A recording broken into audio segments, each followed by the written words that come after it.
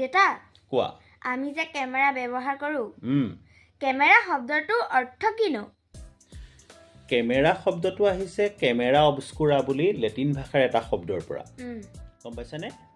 camera অবস্কুৰা মানে হ'ল dark chamber বা আন্ধাৰ কোঠালি এবিধ খেলো আছে আকৌ কেমেৰা অবস্কুৰা বুলি তুমি এটা লেসন পঢ়িছিলা নে বা এন ফ্ৰাংক বুলি পঢ়িছিলো তেওঁ কেমেৰা অবস্কুৰা উপহাৰ পাইছিলে দেউতাকৰ পৰা নে কাৰ পৰা মনত পৰিছেনে পঢ়িছে একচুৱেলি কেমেৰা আৱিষ্কাৰ কৰিছিলে প্ৰথম এজন ফ্ৰান্সৰ জেন্টলমেনে গম পাইছেনে তেওঁৰ নাম আছিলে জোসেফ নিচেফৰ নিয়েপছ বুলি গম পাইছেনে ফৰাচী নাম নহয় উচ্চাৰণ কৰোঁতে অকণমান দিগদাৰী হৈছে তেওঁ প্ৰথমতে কাঠেৰে সৈতে কেমেৰা নিৰ্মাণ কৰিছিল কাঠৰ স্লাইডলি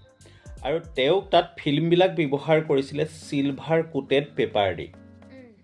গম পাইছা আৰু পৰ্যায়ক্ৰমে বিভিন্ন সময়ত কেমেৰা ডেভেলপ হ'বলৈ আৰম্ভ কৰিলে